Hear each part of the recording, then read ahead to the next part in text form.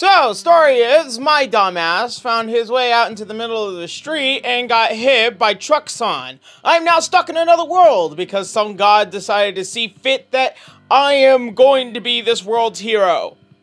That was a terrible decision.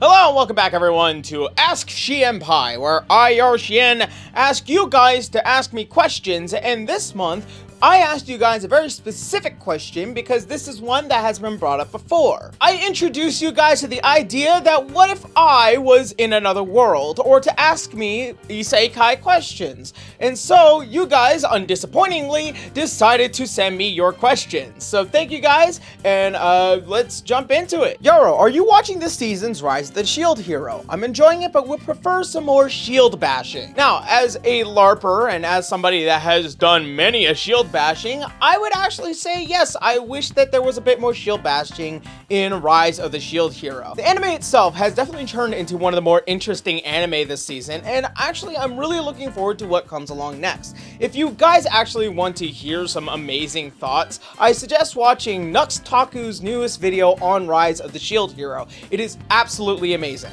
Are you stupidly overpowered? If I was going to be stuck in another world, I kind of want to live life kind of rising to that power. I do like the concept of being able to step out as a level 20 D&D character, but I also understand that there is a bit of a build-up to it. I would say if you were going to drop me into another world, drop me as a level 5 D&D character, and then we will try and rise to the ranks as we go along. Because an adventure is not really much of an adventure if there is no challenge ahead of you. I think that's the reason why a lot of people seem to have a problem with isekai animes, is that sometimes there are just characters that are stupidly overpowered and it becomes very uninteresting. However, the argument against that is look at Overlord. It is so different in the concept of being isekai. Instead of it being this character that is stupidly overpowered and is being a good guy to slay the Demon Lord, it turns out to actually be the Demon Lord. Well, this is a hard topic, which isn't the only thing that I didn't need to know that. But what if you were in a world full of all your favorite waifus, but they gradually drained your life force in whatever manner of your choice? What would you do? I would not want to be in a world full of people that are not even interested in me to begin with. I mean, I don't have many waifus, but like, when it comes down to it, you understand the concept that these characters like other characters for a reason. And I would suggest another video, which is my friend D's or the Rebel House's video on why your waifu will never love you. I firmly believe that if I enjoy those characters as individuals and understand the relationship and dynamic of the other characters that they are related to. I wouldn't ever want to be in the way of that. What familia would you join if you found yourself in the world of Danmachi? Now that's a very interesting isekai question because that's just dropping me into the world of Danmachi. I would say I kind of want to balance it between wanting to either be in one of the best familias or the worst familia. Mainly because if you're a part of the best familia, you know that you're going to be on the fast track to success. However, being a part of the worst familia means is that it's an amazing underdog story. So I would probably either say I would want to join either Freya's familia or Hestia's familia, because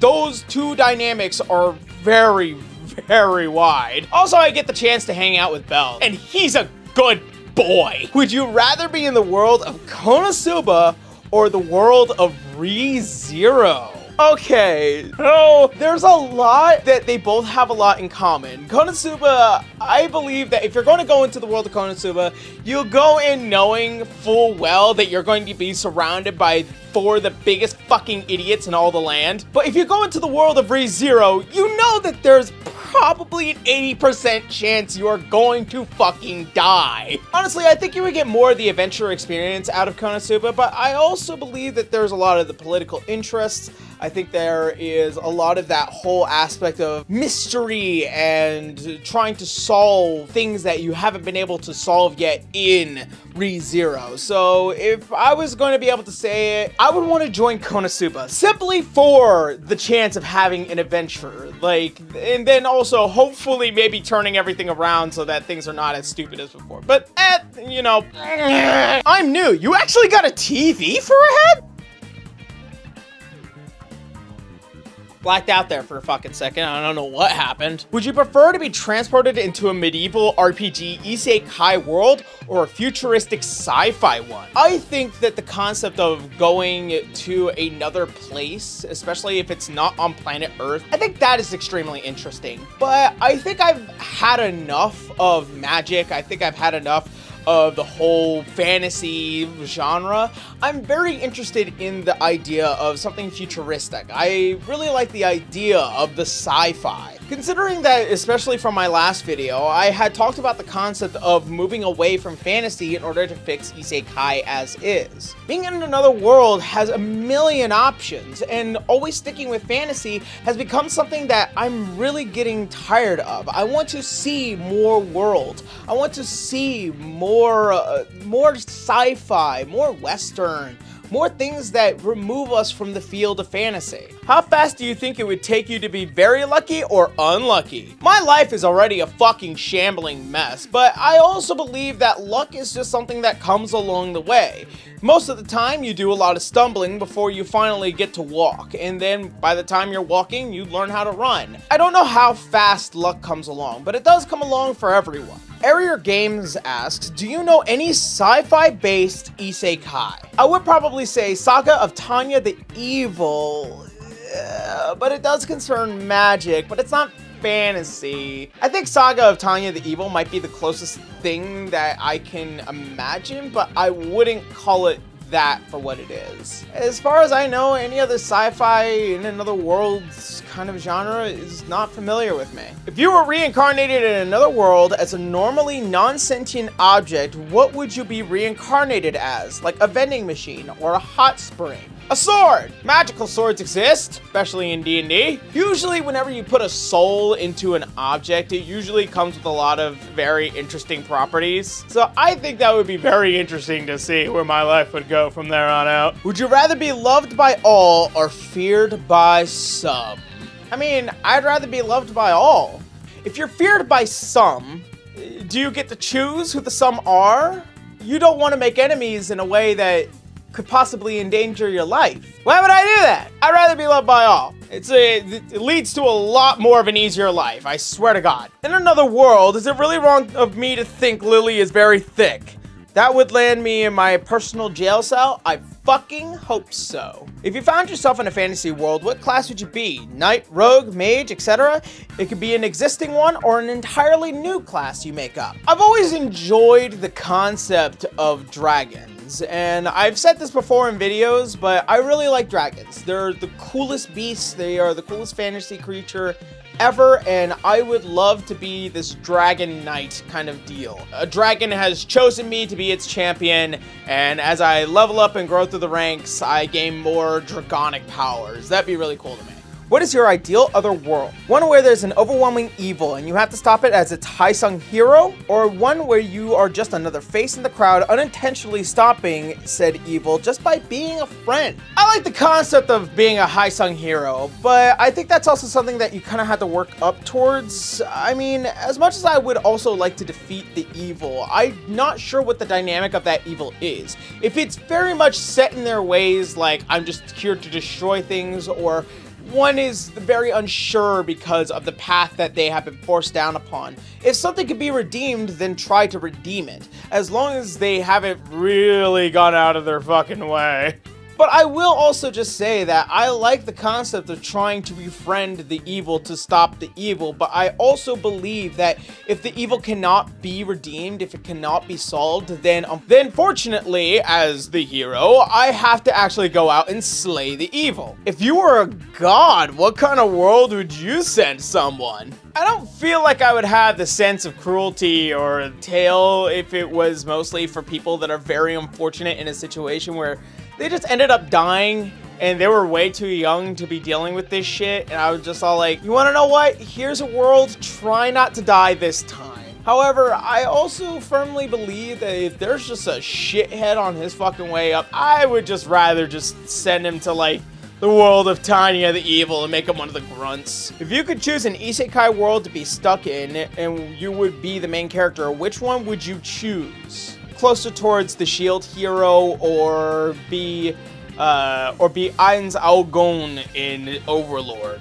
Both are very interesting characters, both are very interesting worlds, both have very interesting dynamics, and both also have their own set of problems. Ainz Algon is a bit more interesting, but also I believe that the Shield Hero has a bit more of that working his way up kind of deal. Would you rather be transported to a peaceful magical world where you couldn't use magic, or a war-torn world where you are the only one who can use magic? I would go to the war-torn world and be the only one that can use magic, mainly on the premise that it kind of rallies the troop depending on what side you choose, and be all like, I'm the strongest champion, I can lead you guys to the front line of this war. A peaceful world, it sounds a little boring, I would say. I definitely crave the battle in another world. But yeah, how do you think you would be able to handle if you suddenly woke up in the world of Goblin Slayer? I would immediately find Goblin Slayer and stick to that boy's ass like fucking glue. I would never, ever, ever want to step into that world knowing full well what the fuck it will do to me. If you were transferred into another world, what would be your choice for a weapon? A sword?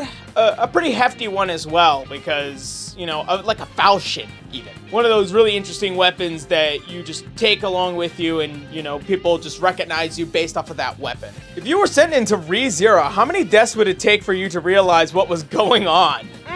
Somewhere around the 5th or 6th.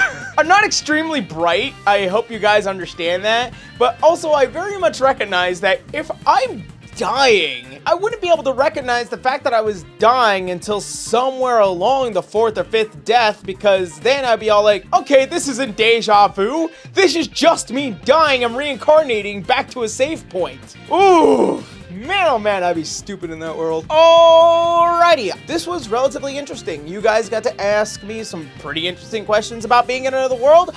I got to answer them, and if you guys really enjoy this, please let me know in the comments down below, and hopefully you can also like, and don't forget to hit that subscribe, and then subsequently the bell button, so you know when I upload a video. Also, don't forget, I have a Patreon in order to support making more videos and content. This also subsequently means that I can make a bridging content a lot faster, but you know. So, thank you guys so much for watching, thank you guys for hanging out with me, and thank you guys for watching this video, and hopefully, I will see you in the next one.